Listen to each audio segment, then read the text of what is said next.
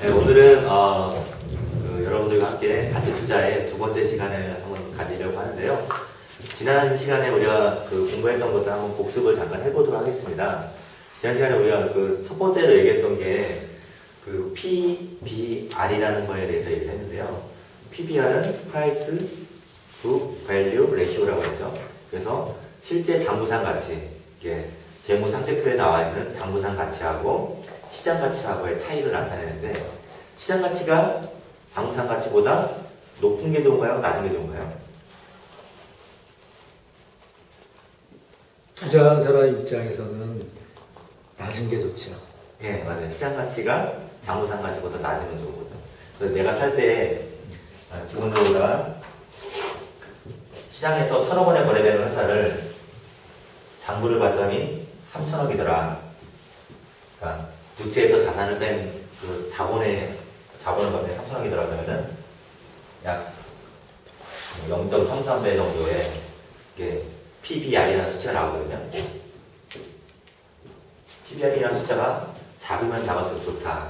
이거를 발명한 사람은 벤자민 그레이엄이라는 사람인데, 오늘은 벤자민 그레이엄은 이 PBR에 굉장히 집중을 했어요. 그러니까 장부상 가치가 시장 가치하고 어떤 관계에 있는지에 대해서 굉장히 집중을 했는데, 오늘은 PER이라는 개념을 한번 여러분들과 한번 배워보도록 하겠습니다. Price Earning Ratio. 그러니까 장부 가치하고 그 다음에 earning이 뭐죠? 수익이죠, 수익. 수익하고의 비율을 나타내는 거예요, 레이시오. 프라이스와 earning과의 레이시오를 나타내는 거, PER이라고 합니다. 여러분들이 투자할 때 제 기준으로는 한 10가지 정도의 굉장히 중요한 분석 툴이 있어요. 10가지를 분석을 해야 되는데, 지난주에 배웠던 PBR과 오늘 배울 PER이 핵심 중에서 핵심에 속합니다. 그래서 이 두 가지만 어느 정도 분석을 해도 투자를 할 때 큰 실수는 하지 않습니다. 그러면 이 PER이 어떤 건지 한번 같이 알아보도록 하겠습니다.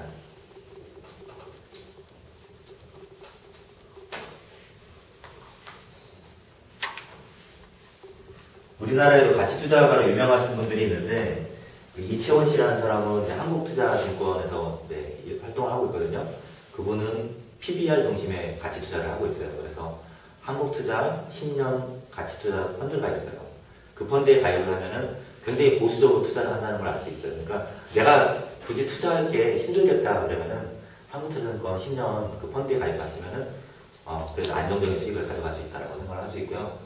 두 번째로다가 조금 공격적이긴 한데, S플러스라는 회사가 있어요. S플러스의 강방천 씨라고 있는데, S플러스의 강방천 씨가 운영하는 그 펀드는 약간 좀 공격적이에요. 공격적인 거는 PER의 요소를 가지고 있다고 보시면 돼요. 수익성, 미래 수익성에 대한 가치를 미리 판단한다라고 생각을 하시면 되고, 우리나라의 미래에셋의 박현주 펀드 같은 경우도, 박현주 씨가 유명하잖아요. 미래에셋 회장이잖아요, 지금. 그분도 이 PER이라는 개념을 굉장히 중요하게 생각을 해요. 그래서 투자자들이 어떤 관점에서 기업을 분석하느냐가 투자 수익을, 물론 수익률은 틀리게 나타나긴 하지만 자기 관점을 정확히 가져갈 수 있는 겁니다. 자, 여러분들 프린트물을 두 장을 드렸는데요.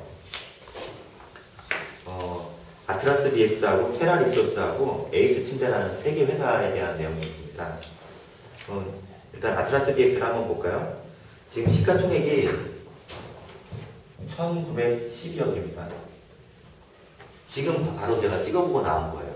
혹시 계산기 가지고 계신 분 있어요? 계산기를 한번 들려줄까요? 네. 지금 자기 자본이 2,244억이죠. 2011년도 반기로 보시면.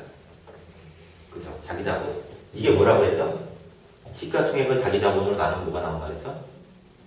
PBR. 예, PBR이 나온 겁니다. PBR이 얼마가 나오죠? 1.167 정도.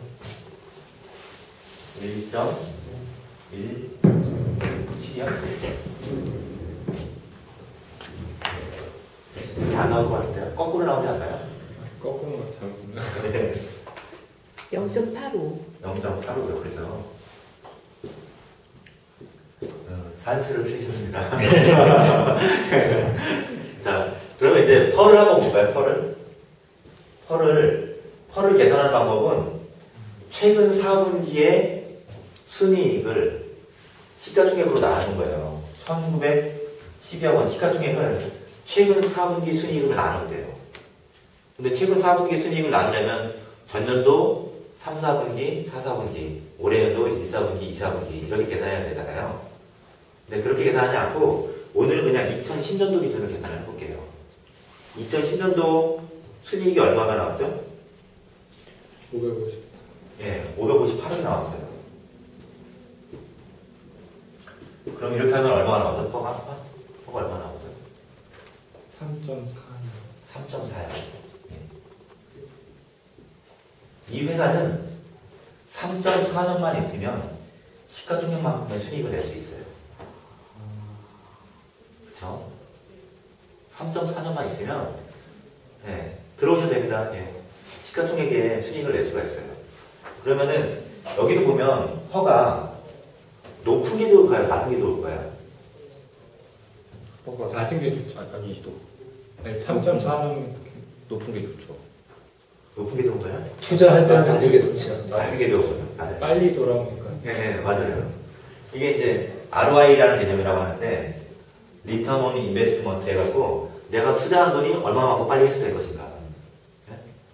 내가 투자한 돈이 얼마만큼. 내가 그 돈을 그 3.4년에 회수하는 거하고 10년에 회수하는 거하고 차이가 있잖아요. 그죠?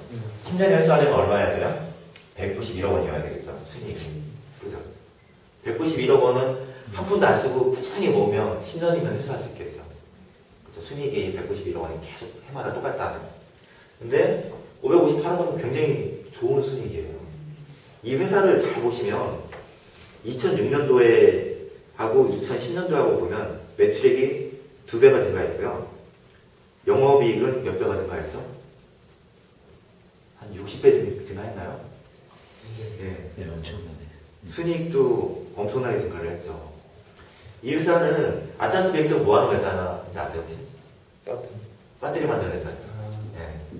세방건지가 제일 큰 회사이고 아트라스 베이스가 두 번째로 크고 현대에너셀이라는 회사가 있고 그 다음에 우리나라에 4개 그 배터리 회사가 거의 독과점을 하고 있거든요. 근데 2006년도하고 2007년도하고 2008년도하고 보시면 2007년도하고 2008년도 사이에 무슨 일이 있었기 때문에 이 사람들이 배터리를 갑자기 막 원가 점검을 확 했던가 아니면 가격을 2배로 올렸던가 어떤 뭔가 있었기 때문에 순이익하고 영업이 그 다음에 매출이 확 증가했을 거 아니에요. 그죠? 이게 어떤 현상이 있었냐면요.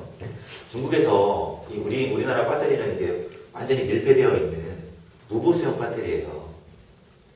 근데 중국에서 배터리를 생산하기 우리나라의 이제 배터리 시장이 이제 커지니까 전 세계적으로 배터리 시장이 커지니까 중국에 배터리를 만드는 많은 공장들이 우후죽순처럼 생겨났어요. 우후죽순처럼 생겨났는데 이게 아트라스베이스가 대전에 있는 회사예요. 여기 그 공단에 있는 그 대전 일산공단에 있는 회사인데 생산 시설이 굉장히 잘 돼 있어요. 인원도 별로 안 돼요. 다 자동화 라인이에요. 다 자동화 라인. 그러니까 어렵게 치킨 게임을 해서 결국은 승자로 살아남은 거예요. 중국에 있는 회사들이 하나, 둘 문 닫기 시작하니까 어떻게 돼요? 가격을 올려도 다 사갈려는 입장이 되는 거예요. 그러니까 그 전까지만 해도 아트라스 BX 보면 2006년도에 자기 자본이 515억 원이죠. 그죠? 네. 근데 2007년도에도 547억이죠. 그죠? 547억인데 2008년도에 순이익이 623억입니다. 이 회사가 총 가지고 있는 돈이 547억인데 순이익이 623억이 났어요. 1년 만에. 그러니까 자기 덩치보다 더 큰 수익을 냈다는 얘기예요.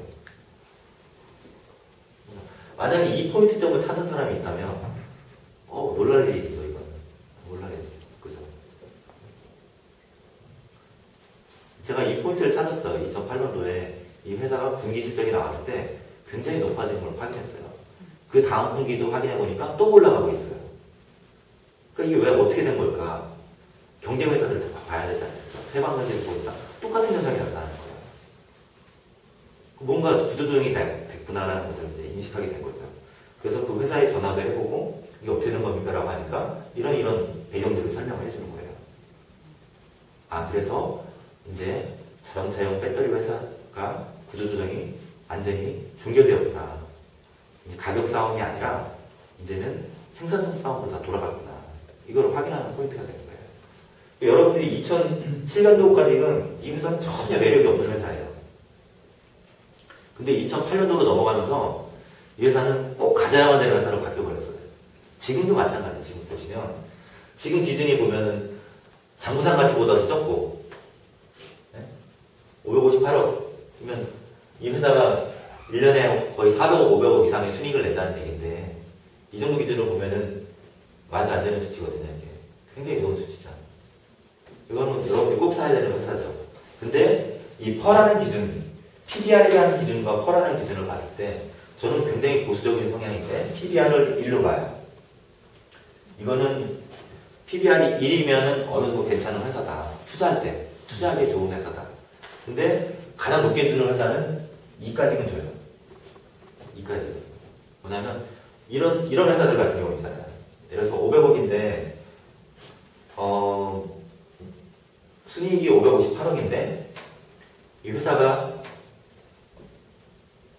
뭐 1900억에 거래되고 있다. 근데 자산 가치가 1000억이다. 2200이 아니라 1000억이다 그래도 저는 사요. 왜냐면 2년 후면은 이 시장 가치를 초과하고 남거든요. 그쵸? 2년만 있으면 저 시장 가치를 초과하고 남아요. 이런 회사의 두 가지 조건이 다 같은 거라고 보시면 돼요. 첫 번째, 두 번째 조건.